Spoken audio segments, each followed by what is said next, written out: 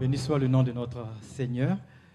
Nous vous saluons dans le nom de notre Seigneur Jésus-Christ, à vous qui êtes présents ici avec nous et à vous qui nous suivez depuis chez vous sur Internet. Nous vous souhaitons la bienvenue et nous sommes heureux de vous recevoir, de vous accueillir dans ce lieu. Et nous voulons élever encore ce matin, glorifier le nom de notre Seigneur. Pour sa toute-puissance, notre Seigneur est grand, il est glorieux, il est tout-puissant. Aujourd'hui encore, le soleil s'est levé, ce soir le soleil se couchera. Les jours se ressemblent, mais ne sont pas pareils. Chacun vit, les jours sont différents pour chacun d'entre nous. Et le Seigneur, il est au-dessus de tout ça, c'est lui qui a créé toutes ces choses. Il fait de grandes œuvres, des œuvres puissantes. Quand on regarde l'univers, l'immensité de l'univers, l'homme n'a pas encore fini d'explorer tout l'univers. Quand on regarde la nature, par exemple les océans, tous les animaux marins qui peuplent les océans, on ne connaît pas tous les animaux, on ne connaît pas tous les noms. Ça, c'est la grandeur du Seigneur, la puissance du Seigneur et sa diversité. Il est digne de louange. Et ce matin, comme l'a dit notre pasteur, nous voulons le louer de tout notre cœur. Et comme c'est écrit aussi dans la parole du Seigneur, de tout notre cœur et d'un cœur sincère et vrai. Car c'est ce que le Seigneur demande. Le Seigneur, quand on le prie, il entend, mais aussi il voit. Il voit notre cœur. Et ça, nous devons être en harmonie. Ce que nous disons et l'état de notre cœur doit être en harmonie et ça doit être vrai. Et ce matin, nous voulons adorer notre Seigneur comme il en est digne. Je vous propose de commencer ces instants par ce chant qui dit « Grandes et merveilleuses sont toutes tes œuvres ». Sentons-nous libres de nous tenir debout, de taper des mains pour commencer ce temps de louange et d'adoration.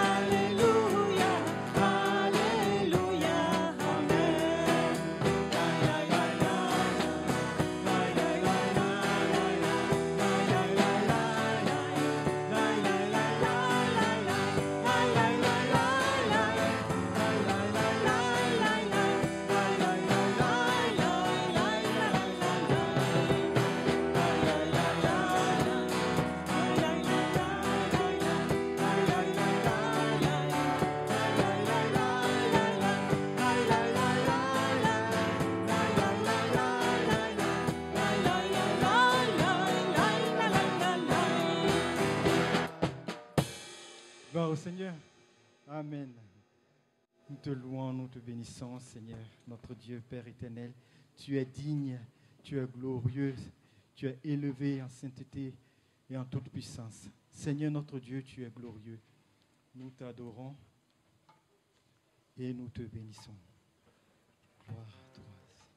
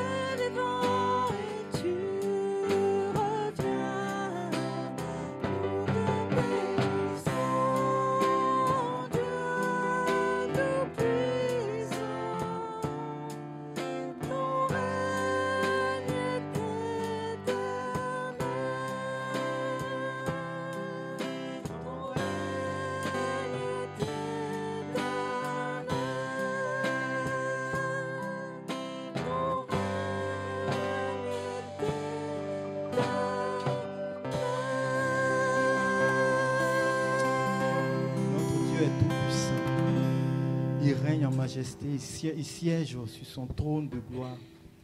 Autour du trône du Seigneur, de notre Seigneur, il n'y a pas d'or, il n'y a pas d'argent. Il y a la louange. Il y a les 24 vieillards et les 4 vivants qui le louent. Et Dieu siège, comme c'est écrit dans le psaume, Dieu siège dans la louange de son peuple. Et ce matin, j'aimerais aussi vous partager ce passage que j'ai vu dans l'Apocalypse, dans la version Parole vivante, Apocalypse 4, le verset 9. Et le titre de ce passage est « Un culte au ciel ». C'est le titre de ce passage, « Un culte au ciel ». Et toutes les fois que les êtres vivants exaltent la gloire et l'honneur de celui qui est assis sur le trône et qui vit éternellement, toutes les fois qu'ils lui offrent leur reconnaissance, les 24 vieillards se prosternent devant celui qui est assis sur le trône pour adorer celui qui vit au siècle des siècles. Ils déposent leur couronne devant le trône en disant « Seigneur notre Dieu, tu es digne de recevoir la gloire, l'honneur et la puissance. Tu as créé l'univers et c'est par ta volonté que toutes choses existent. » C'est par la volonté du Seigneur que tout existe. Le Seigneur est la source de toutes choses. Il est le commencement et la fin. Il est glorieux, il est tout puissant. Il a créé toutes choses. Quand on regarde par exemple le soleil, personne ne peut regarder le soleil en face. C'est difficile, c'est impossible. Et pourtant le soleil, c'est une créature du Seigneur. Alors personne d'entre nous ne peut regarder Dieu en face. Il est puissant, il est grand. Nous devons lui faire confiance et l'adorer. Comme il en est dit. Dieu, tu es grand et digne. Il n'y a pas besoin de moi et de moi. Tu es grand et digne de louange. Dans la cité de Dieu, la ville sainte,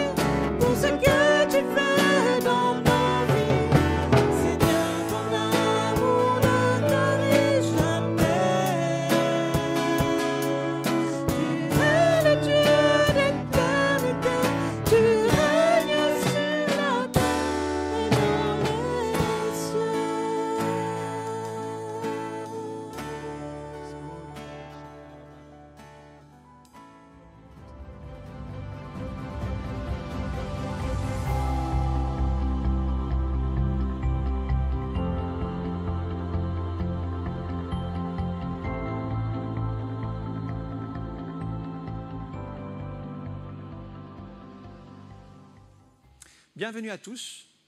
J'aimerais parler sur la prière d'autorité dans Jacques chapitre 5, verset 16. Confessez donc vos péchés les uns aux autres et priez les uns pour les autres afin que vous soyez guéris. La prière agissante du juste a une grande efficacité. Élie était un homme de la même nature que nous. Il pria avec instance pour qu'il ne pleuve point, et il ne tomba point de pluie sur la terre pendant 3 ans et 6 mois. Puis il pria de nouveau, et le ciel donna de la pluie, et la terre produisit son fruit. Amen. En tant que chrétiens, nous avons reçu une autorité spirituelle. Cette autorité spirituelle nous est accordée par Dieu pour un but. En fait, pour faire les œuvres de Dieu. Jésus a dit lui-même, « Vous ferez les œuvres que je fais et vous en ferez même de plus grandes. » Comment est-ce possible? Ça n'est possible que parce que Christ est remonté au ciel, qu'il a envoyé le Saint-Esprit qui était en Christ. Et ce Saint-Esprit habite en nous, et par le Saint-Esprit, nous pouvons faire les œuvres que Dieu a préparées d'avance, parce que ce n'est ni par nos forces, ni par notre puissance, mais c'est par l'Esprit du Seigneur. Nous avons une autorité spirituelle, c'est un privilège. Paul dit même que nous faisons fonction d'ambassadeurs. Est-ce que vous savez ce que c'est qu'un ambassadeur? C'est une autorité qui représente son pays à l'étranger. Et même, il représente le chef de l'État. Nous représentons Dieu. Nous représentons Christ sur la terre. Nous faisons fonction d'ambassadeur. C'est une grande responsabilité. Et l'ambassadeur, il est là pour faire connaître la culture de son pays. Et qu'est-ce que nous faisons dans le monde? Nous faisons connaître la culture du royaume de Dieu. Nous partageons la bonne nouvelle. Nous annonçons Christ et nous faisons connaître les merveilles du royaume. Voilà le but d'un ambassadeur. Et nous devons saisir que cette autorité, nous la recevons de Christ pour être des ambassadeurs, c'est-à-dire des représentants du royaume de Dieu sur la terre. La Bible dit même que notre royaume n'est pas de ce monde. Nous sommes déjà citoyens des cieux. Peut-être vous avez une double nationalité, vous êtes à la fois français et puis d'une autre nationalité. Moi, j'ai la double nationalité, je suis français et suisse. Mais en même temps, le plus grand cadeau qui m'a été donné, c'est pas par ma naissance physique, parce que mon père est suisse, ma mère est française, mais surtout par la nouvelle naissance, je suis enfant de Dieu et ma patrie est dans le ciel. Moi, je suis sur la terre pour quelques années, mais le plus important, c'est l'éternité qui vient derrière. Alors, ici, on parle d'Élie. L'autorité d'Élie, on la retrouve dans 1 Roi, chapitre 17, verset 1. Élie, le Tishbite, l'un des habitants de Galaad, dit à Akab, « L'Éternel est vivant, le Dieu d'Israël dont je suis le serviteur, il n'y aura ces années-ci ni rosée ni pluie, sinon à ma parole. » Relevez bien la fin du verset. « Sinon à ma parole. » La parole d'autorité. La prière qui va changer les situations. En fait, nous nous rendons compte qu'Élie, c'est un prophète, donc il parle de la part de Dieu. Dieu a mis des paroles dans sa bouche et il va prononcer ce que Dieu lui demande. Rappelez-vous comment Dieu a créé l'univers. L'Esprit se mouvait au-dessus des eaux et Dieu dit que la lumière soit. Et c'est par la parole que Dieu a créé l'univers. La parole est puissante entre les mains de Dieu pour transformer des situations, pour amener la vie là où il y a la mort. Mais la parole, c'est à double tranchant. Car vous pouvez utiliser la parole pour bénir et faire l'œuvre de Dieu, mais vous pouvez aussi utiliser la parole pour dire du mal, pour critiquer, pour juger et pour condamner. Cette parole est à double tranchant. Cette parole peut être utile entre les mains de Dieu pour faire son œuvre, et en même temps, cette parole, vous pouvez blesser quelqu'un et le détruire. Tout dépend de l'inspiration qui nous anime. Je prends l'exemple de l'apôtre Pierre. C'était quand même un disciple remarquable. À un moment donné, Jésus pose la question aux disciples. « Qui dit-on que je suis ?» Et Pierre, les disciples répondent, Les uns disent que tu es Élie, les autres disent que tu es Jean-Baptiste. Il y en a qui disent que tu es un des prophètes, d'autres disent que tu es Jérémie. Jésus leur dit, mais vous, qui dites-vous que je suis ? Pierre a une inspiration et il dit, tu es le Christ, le Fils du Dieu vivant. Jésus dit, mais ce n'est pas la chair et le sang qui t'ont révélé ces choses, c'est-à-dire tu ne l'as pas connu en allant étudier à l'école, en étudiant même la Bible ou l'Ancien Testament pour les Juifs. Il dit, c'est mon Père qui te l'a révélé directement. L'inspiration. Par nos paroles, nous pouvons dégager une inspiration. Quelques instants plus tard, Jésus explique aux disciples, dans peu de jours, j'irai à Jérusalem, je serai rejeté par le peuple, je serai jugé, on me mettra à mort, mais je ressusciterai le 3e jour. Et Pierre, quand il entend cela, il prend Jésus à part et il lui dit, mais Seigneur, il y a quelque chose qui ne va pas dans ton message. Il le reprend. Vous imaginez un apôtre qui reprend Jésus, il faut le faire quand même. Et il lui dit, mais ça ne sonne pas bien ce message. La mort, être rejeté, et les disciples ne voulaient pas de ce message, le message de la croix. Et la réaction de Jésus, parce que là, Pierre a une autre inspiration. Un instant avant, il était inspiré par le Saint-Esprit, Dieu lui parle, tu es le Christ, le Fils du Dieu vivant. Un instant après, Jésus lui dit, arrière de moi Satan, tu mets en scandale. Ce ne sont pas les pensées de Dieu que tu donnes, ce sont les pensées des hommes. Une autre inspiration. La même bouche, dans le même laps de temps, inspirée, les paroles de Dieu édifiantes, et ensuite des paroles décourageantes, des paroles qui ne sont pas de Dieu. Tout dépend de l'inspiration. C'est pourquoi il faut que notre esprit soit connecté avec l'Esprit de Dieu pour que nos paroles, comme pour Élie, donnent les paroles de Dieu et non pas les paroles des hommes ou les paroles qui nous passent par la tête. La parole d'autorité vient des paroles mêmes de Dieu. Et quand nos paroles sont en adéquation avec la parole de Dieu, ça crée de la puissance. Un petit peu comme le turbo dans une voiture. J'ai eu l'occasion de conduire une voiture sans turbo et avec turbo. Et au début, on avait donc une voiture sans turbo. Et je vous assure, quand on partait en vacances avec 5 dans la voiture, plus tous les bagages, et qu'on devait doubler une voiture, il fallait bien s'assurer qu'on ait vraiment le temps de la doubler. Parce qu'on pouvait mettre plusieurs minutes pour dépasser un camion. Elle avait du mal à s'élancer. Mais quand vous avez un turbo, vous appuyez sur l'accélérateur, il y a un appel d'air dans le moteur et votre voiture décolle. C'est très différent. L'air, c'est l'image du Saint-Esprit. Quand vous avez le Saint-Esprit sur votre vie, vous avez un turbo dans votre moteur. Vous allez avancer beaucoup plus vite. Vous allez faire des accélérations. Pourquoi ? Parce que l'Esprit va vous pousser dans la bonne direction, va être comme un souffle qui va alimenter votre moteur. Les paroles que nous prononçons doivent être inspirées de la parole de Dieu. Quand nos paroles sont calquées sur la parole de Dieu, alors nous utilisons le turbo et ça devient puissant. C'est ce qui s'est passé pour Élie. Attention, il faut toujours y ajouter la foi parce que nos prières, ce n'est pas des mantras, ce n'est pas de répéter toujours la même chose.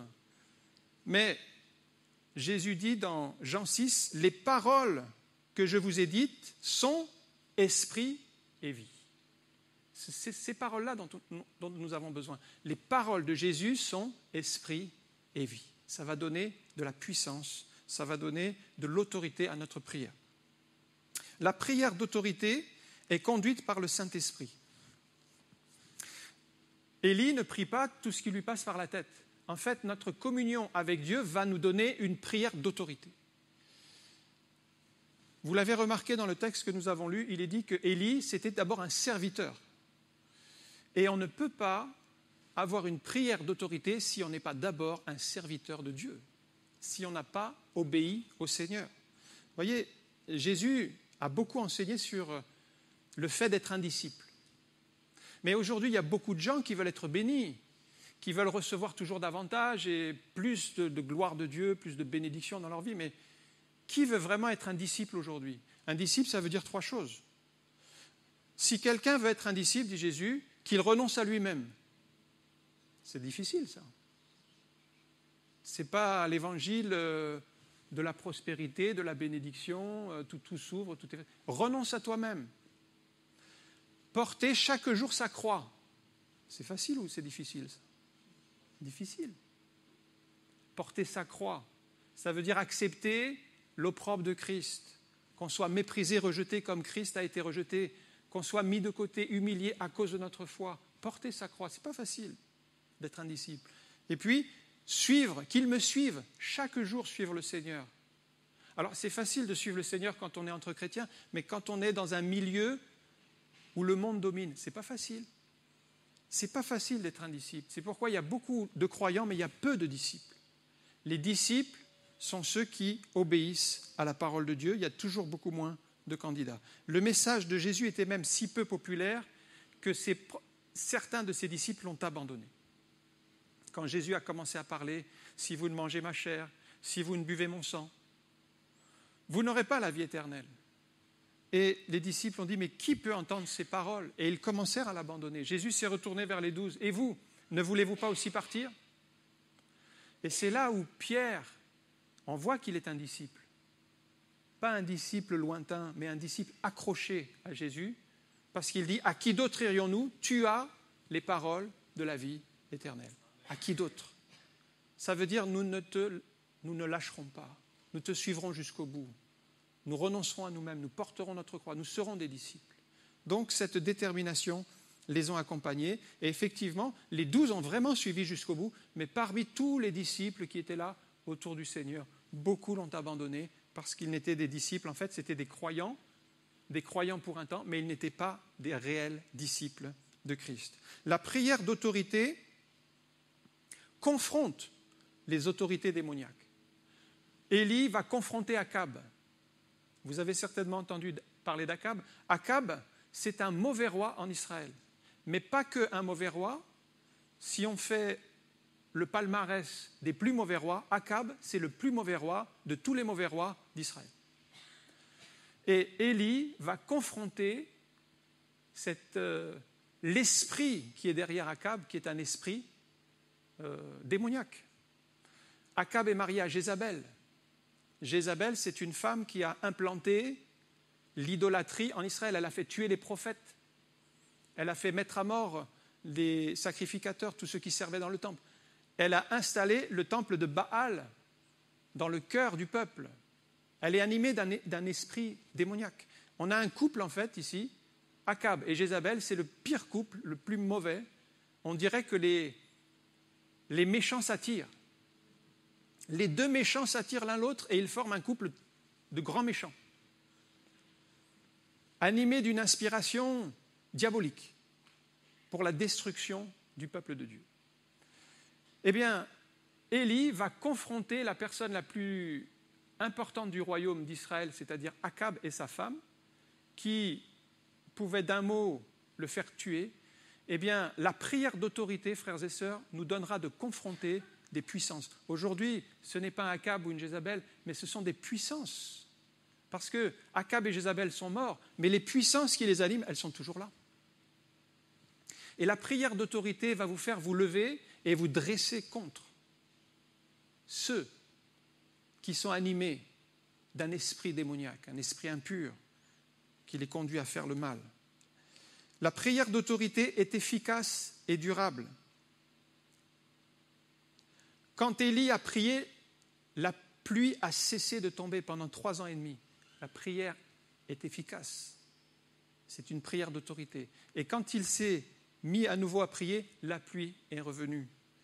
L'exaucement, en fait, est conditionné par notre soumission à Dieu. Le centenier romain qui avait son serviteur malade l'a bien compris.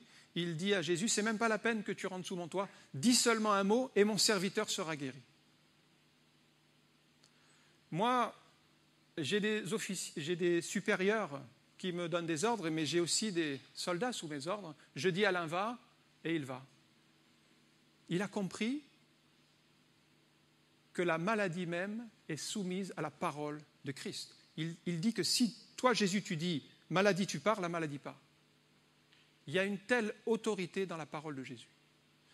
Et Jésus fait la remarque, je n'ai pas trouvé en Israël une aussi grande foi, voyez, un centenier romain, quelqu'un qui n'était même pas du peuple de Dieu. Il a compris que notre autorité, la prière d'autorité que nous allons développer, dépend de notre soumission à Dieu. Plus nous sommes soumis à Dieu, plus notre prière va être revêtue d'autorité spirituelle. Plus nous menons notre vie comme nous le voulons, moins notre prière aura d'efficacité ou d'impact, parce qu'elle est liée à notre obéissance, notre soumission à Dieu. La prière d'autorité ouvre le ciel. Quand, au bout de 3 ans et demi, Élie prie, le ciel s'ouvre. Personne n'y croit à ce moment-là, ça fait 3 ans et demi qu'il n'est pas tombé d'eau. Qu'est-ce qu'un homme peut faire? Vous voyez, les chrétiens, on nous prend pour des fous. On est devant des montagnes, on est devant des impossibilités, et nous on prie. Mais la chose n'a pas changé, on est toujours en 2021, c'est toujours les mêmes principes. La prière est toujours aussi puissante, mais vous trouverez toujours des Akab qui disent « mais ça ne sert à rien de prier, tu vois bien que Dieu ne t'entend pas ». Même le serviteur du prophète,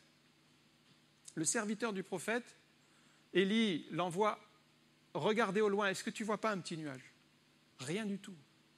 Il n'y croit plus. Personne n'y croit. La prière d'autorité, parfois vous serez seul, mais vous continuerez à croire et à faire confiance à Dieu. Pourquoi? Parce qu'Élie a développé une vision. En fait, Élie est en train de prier, le visage contre terre. Il ne regarde pas vers Akab. Il ne regarde pas vers son serviteur. Il ferme les yeux, et fermant les yeux, il regarde vers Dieu, qui est capable d'ouvrir le ciel. Il ne se laisse pas décourager par ce qu'il entend. Et je vais vous dire quelque chose. Le texte dit que Élie entendit comme un son de pluie qui arrive. Personne ne l'a entendu. Mais parce qu'il a une prière d'autorité, il entend des sons que le monde ne peut pas connaître. Ni Akab, ni le serviteur. Personne n'a entendu. C'est un son spirituel. Et il savait qu'à l'issue de sa prière, il allait y avoir la pluie qui allait tomber. Et c'est effectivement ce qui s'est passé. Il développe une vision, il entend le bruit de la pluie.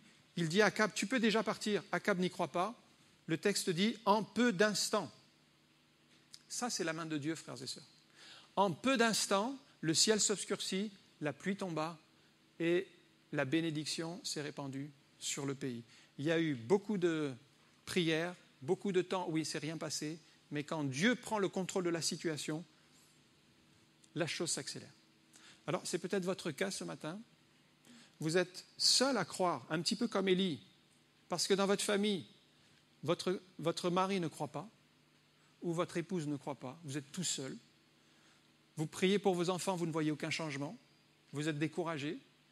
Mais faites comme Élie, ne vous fiez pas à ce que vous entendez avec vos oreilles, ne vous fiez pas à ce que vos yeux vous montrent, fermez les yeux, développez une vision, commencez à entendre les sons de Dieu, et vous verrez en peu d'instants, ça c'est maintenant la part de Dieu, en peu d'instants, les choses vont changer. C'est le miracle qui prend place. Un autre exemple se trouve dans Acte 9, c'est Pierre qui a une prière d'autorité ici avec Dorcas. Il y avait à Joppé, donc c'est Acte 9, 36, il y avait à Joppé parmi les disciples une femme nommée Tabitha, ce qui signifie Dorcas. Elle faisait beaucoup d'aumônes et de bonnes œuvres. Elle tomba malade en ce temps-là et mourut. Après l'avoir lavée, on la déposa dans une chambre haute, comme Lyde était près de Joppé. Les disciples, ayant appris que Pierre s'y trouvait, envoyèrent 2 hommes vers lui pour prier de venir chez eux sans tarder. Pierre se leva et partit avec ces hommes. Lorsqu'il fut arrivé, on le conduisit dans la chambre haute. Toutes les veuves l'entourèrent en pleurant et lui montrèrent les tuniques et les vêtements que faisait Dorcas pendant qu'elle était avec elle. Pierre fit sortir tout le monde. Il se mit à genoux et pria en se tournant vers le corps et dit « Tabitha, lève-toi ». Elle ouvrit les yeux et ayant vu Pierre, elle s'assit, il lui donna la main et la fit lever. Il fit appeler ensuite les saints et les veuves et la leur présenta vivante. Cela fut connu dans tout Joppé et beaucoup crurent au Seigneur. Pierre demeura quelque temps à Joppé chez un corroyeur nommé Simon. Pierre est connu ici comme un homme de prière. Et quand il y a des besoins importants, quand il y a des gros problèmes, ceux qu'on va chercher, ce sont des hommes et des femmes de prière qui sont connus pour avoir une proximité avec Dieu. C'est cela dont vous aurez besoin à ces moments-là. La question, c'est est-ce que vous êtes connu comme un homme ou une femme de prière? Et pourquoi êtes-vous connu, en fait? Comme quoi êtes-vous connu? Est-ce que vous êtes connu comme un chrétien sérieux, fidèle, qui aime Dieu, qui prie, ou quelqu'un qui parle à tort et à travers, qui critique son frère, qui juge, qui a des paroles négatives? Parce que ça déterminera ce pourquoi vous serez employé. Parce qu'on n'est pas allé chercher quelqu'un qui était dans la critique et le jugement. On est allé chercher un serviteur de Dieu, une servante de Dieu, quelqu'un qui a développé une proximité avec Dieu.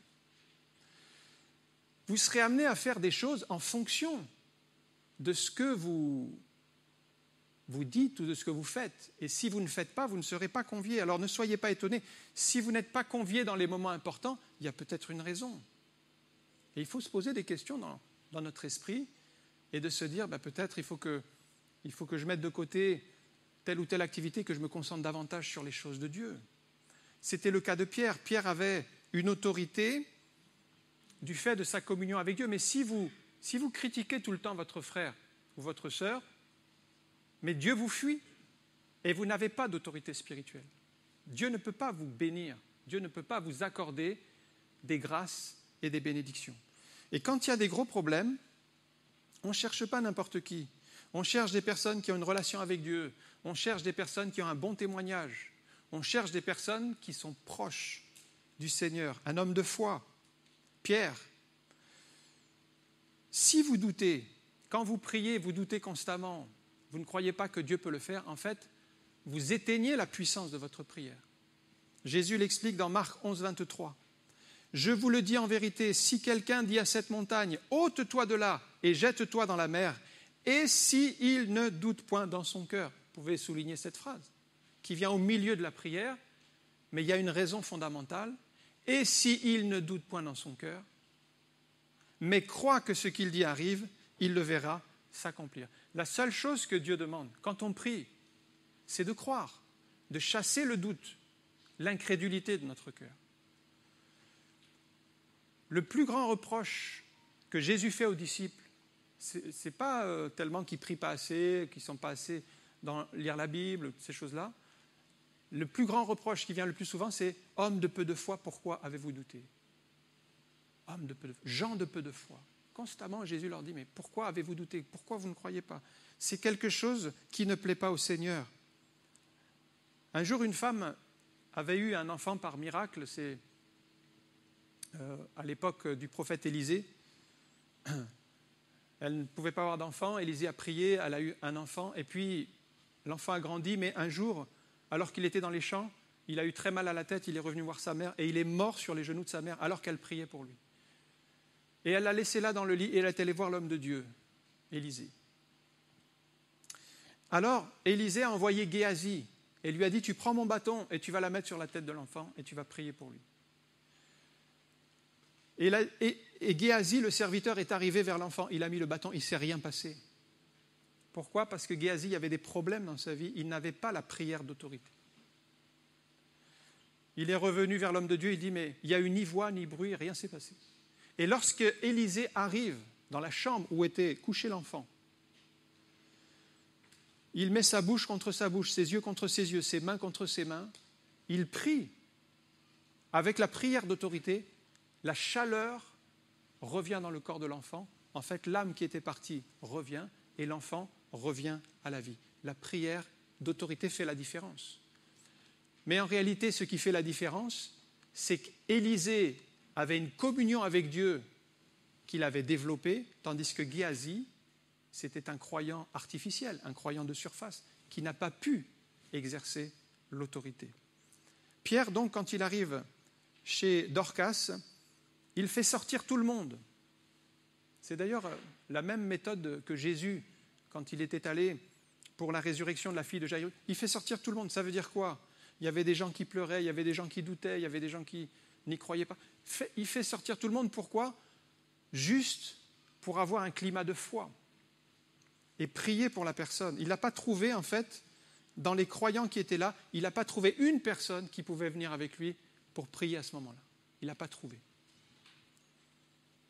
Et il savait très bien que s'il prenait des personnes qui n'étaient pas en parfaite adéquation avec la pensée de Dieu, ça allait être contre-productif. Alors il préférait les mettre dehors. Il se met à genoux parce que la prière d'autorité est humble. Et j'ai remarqué que la prière d'autorité est brève. Pierre dit 3 mots. Tabitha, lève-toi. Et dans l'original, il ne dit que 2 mots. Et suite à ce deuxième mot, la femme se réveille, elle se redresse. Prière d'autorité en action. Ce n'est pas la quantité de paroles, mais ce sont les paroles en fait que Dieu met sur notre bouche qui vont faire autorité. Je pense à l'autorité de Paul dans Actes 16, qui, alors qu'il est en train de prêcher l'Évangile, est confronté à une femme qui dit l'avenir et qui les suit en disant « Ces serviteurs, ces hommes sont des serviteurs du Dieu très haut, ils annoncent la voie du salut. » Ça paraît juste, mais en réalité, elle était animée d'un esprit de Python. Paul se retourne et dit à l'esprit, c'est bien dit comme ça dans le texte, il dit à l'esprit « Je te l'ordonne, au nom de Jésus-Christ, sors de cette femme. » La prière d'autorité ordonne. Paul a du discernement, il voit que cette femme, en fait, est manipulée. D'abord, il y a des maîtres qui l'utilisent. Le texte est dans Actes 16, versets 16 à 18. Il y a des maîtres qui l'utilisent pour profiter de sa divination. Mais il sait très bien que derrière cette femme qui dit des choses vraies, il y a un esprit impur qu'on appelle un esprit de Python. C'est un esprit de divination. Et le texte dit que Paul s'adresse à l'esprit. La parole d'autorité s'adresse à l'esprit. Paul sait très bien que ce n'est pas la servante en elle-même qui est le problème, mais c'est l'esprit qui est derrière la servante, qui l'anime. Et il va donner une parole d'autorité. Il dit dans sa prière « Je te l'ordonne ». Et il parle durement. Vous voyez, la prière d'autorité, ce n'est pas une parole « S'il te plaît, aie l'aimabilité dans ta bonté, ta bienveillance de bien vouloir quitter cette femme ».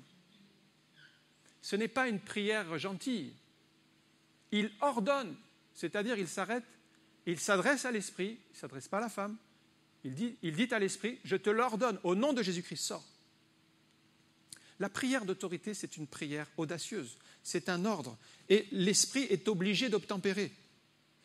Jésus a donné cette autorité dans Luc 10, 19. À qui est-ce que Jésus a donné cette autorité ? Il l'a donnée aux disciples. C'est pour ça, tout à l'heure, j'ai parlé de qu'est-ce que c'est qu'un disciple. J'ai dit, il y a beaucoup de croyants, mais il n'y a pas beaucoup de disciples. Aux disciples, il dit, « Voici, je vous ai donné le pouvoir de marcher sur les serpents, les scorpions et toute la puissance de l'ennemi, et rien ne pourra vous nuire. » Et le mot « pouvoir » ici, en réalité, vous pouvez traduire l'autorité. Dans beaucoup de versions, c'est indiqué « Je vous ai donné l'autorité ». Et il s'adresse à des disciples. C'est important que nous devenions des disciples si nous voulons avoir la prière d'autorité. Cette prière d'autorité, nous pouvons l'exercer par Christ. Il n'y a que ceux qui la reçoivent qui peuvent l'exercer. Imaginez que votre femme vous offre un vélo d'appartement. En fait, elle a une idée derrière la tête. Et elle voudrait bien que l'embonpoint qui s'est formé à travers les années diminue. Donc son idée, c'est « je t'offre un vélo d'appartement, mais dans un but. C'est que tu pédales pour que tu... » C'est ça l'idée. Maintenant, si vous prenez le vélo d'appartement, vous y accrochez vos pantoufles dessus, vous l'utilisez comme un porte-cintre. Ce n'est pas l'objectif. Dieu, s'il nous donne une autorité, c'est bien pour un but. Ce n'est pas pour qu'on en fasse autre chose. Et bien souvent, nous n'utilisons pas l'autorité que Dieu nous donne. Nous faisons comme si nous avions ce vélo d'appartement et puis nous l'utilisons comme objet de décoration, nous l'utilisons pour accrocher des choses dessus, nous l'utilisons pas pour ce dont il est fait. L'autorité a été donnée pour un but, c'est faire les œuvres de Dieu. La prière d'autorité se base sur le nom de Jésus. Remarquez que Paul dit « au nom de Jésus ». Il ne dit pas en son nom. il ne parle pas d'autre chose. Il met d'abord le nom de Jésus, et c'est au nom de Jésus que l'Esprit... Parce que les esprits ne nous craignent pas personnellement, mais ils craignent Christ en nous. Christ en vous, l'espérance de la gloire. Je termine avec... Allez, j'ai pensé à une sœur pour terminer, à une femme. Est-ce que vous êtes d'accord ou pas? Voilà, il y a un homme qui dit Amen, gloire à Dieu. Juge chapitre 5, verset 6. Alors, de qui on parle dans Juge 5? Déborah. Regardez Déborah. Au temps de Shamgar, fils d'Anat, au temps de Jaël, les routes étaient abandonnées et ceux qui voyageaient prenaient des chemins détournés. Les chefs étaient sans force en Israël, sans force. Quand je me suis levé, moi, Déborah, quand je me suis levé comme une mère en Israël, il avait choisi de nouveaux dieux, alors la guerre était aux portes. On ne voyait ni bouclier ni lance. Chez les 40 milliers en Israël, mon cœur est aux chefs d'Israël, à ceux du peuple qui sont montés prêts à combattre. Bénissez l'Éternel, vous qui montez de blanches ânesses, vous qui avez pour siège des tapis, vous qui marchez sur la route, chantez. Que de leur voix les archers du milieu des abreuvoirs célèbrent les bienfaits de l'Éternel, les bienfaits de son conducteur en Israël. Alors le peuple de l'Éternel descendit aux portes. Réveille-toi, réveille-toi, Déborah, réveille-toi, réveille-toi, dis un cantique, lève-toi, Barak, et emmène tes captifs, fils d'Abinoam. Alors un reste du peuple triompha des puissants. L'Éternel me donna la victoire sur les héros. Amen. Voilà une femme d'autorité spirituelle. Parce que Déborah, c'est une femme exceptionnelle à plus d'un titre. En réalité, dans l'Ancien Testament, c'est la seule femme qui a exercé le ministère de prophète. Elle était prophétesse et juge en Israël. C'était une femme remarquable. Et d'ailleurs, je remarque que pendant son exercice, son mandat, il y a eu un temps de paix pendant 40 ans, ce qui n'a pas été le cas de tous les juges qui ont bien eu souvent un mandat très difficile, chaotique. Mais les hommes ont accepté le choix de Dieu parce que, en fait, ce n'est pas Déborah qui a voulu prendre cette place d'autorité, c'est Dieu qui lui a donné l'autorité. Le peuple d'Israël a reconnu en cette femme l'autorité que Dieu avait donnée. Ça, c'est très important que ça soit toujours l'autorité qui vient de Dieu. L'autorité ne s'impose pas, elle se reçoit. Et vous voyez, Déborah, elle dégage une telle autorité que Barak, qui est le chef de l'armée, il ne veut pas partir au combat sans elle. Parce qu'elle a une autorité spirituelle très importante. Et lui-même, il sent que si elle ne vient pas, ça va être la catastrophe. Mais la prière d'autorité, comme Déborah, lève-toi Déborah, la prière d'autorité nous permet de nous lever quand les autres sont assis dans la défaite, dans la déception, dans le renoncement. Peut-être vous avez renoncé, vous dites c'est pas possible. Mais la prière d'autorité, vous allez vous lever, comme Déborah. La prière d'autorité vous permet de regarder vers le ciel, comme Jésus qui est devant le tombeau de Lazare.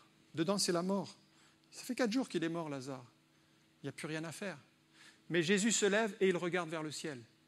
Et il dit une prière d'autorité. Lazare, sort.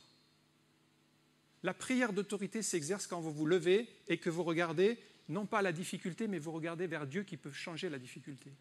C'est ça qui fait la prière d'autorité. La prière d'autorité, c'est une prière de combat. Vous voyez cette femme ? Elle était une combattante du Seigneur. Il y a Paul qui dit, dans le Seigneur, il n'y a plus ni homme ni femme. Et spirituellement, c'est vrai. C'est vrai. Il n'y a plus ni homme ni femme, c'est-à-dire qu'une femme et un homme peuvent combattre de la même manière, avec les armes de Dieu. Et cette femme avait une autorité dans le combat spirituel que certains hommes n'avaient pas. On est des combattants du Seigneur. Un jour, on faisait un jeûne et prière et il y a un frère de l'église, alors les frères et sœurs arrivaient et il dit, voilà les GIs du Seigneur. On venait pour le combat. Il manquait juste les treillis et les rangers.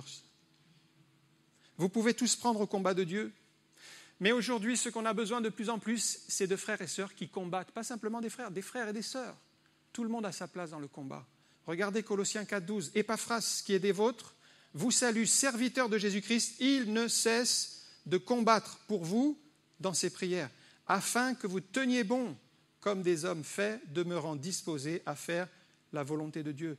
La prière d'autorité amène un réveil. Le verset 12, « Réveille-toi, réveille-toi, Déborah ».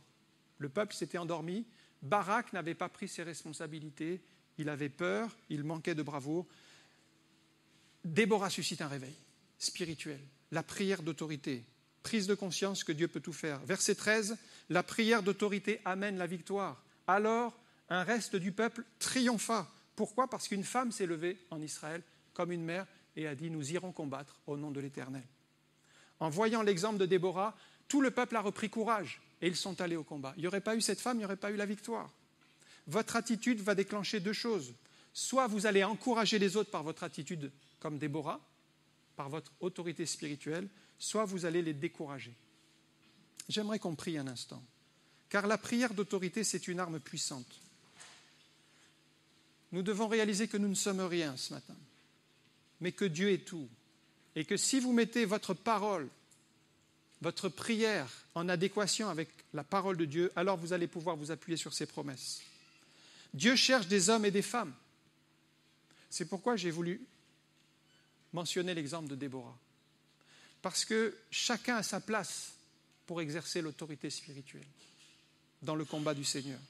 Dieu cherche des hommes et des femmes qui vont se laisser utiliser par lui. Alors, comme Élie, vous pourrez exercer une prière d'autorité qui ouvre le ciel. Comme Pierre, vous pourrez exercer une prière d'autorité qui ramène la vie là où c'est mort. Comme Paul, vous pourrez exercer une prière d'autorité contre les puissances démoniaques. Et comme Déborah, vous pourrez exercer une prière d'autorité qui amène un peuple à se réveiller. Merci encore Seigneur pour ta grâce, pour ta bénédiction, pour la paix que tu mets dans les cœurs. Et nous croyons Seigneur que tu vas susciter encore au milieu de nous des hommes, des femmes qui vont saisir cette prière d'autorité pour exercer dans la foi un ministère que tu leur as confié. Et je te prie pour chacun des personnes qui sont là ce matin, chacun de ceux qui nous suivent sur YouTube, que le Seigneur pose sa main et vous accompagne dans le nom de Jésus. Amen.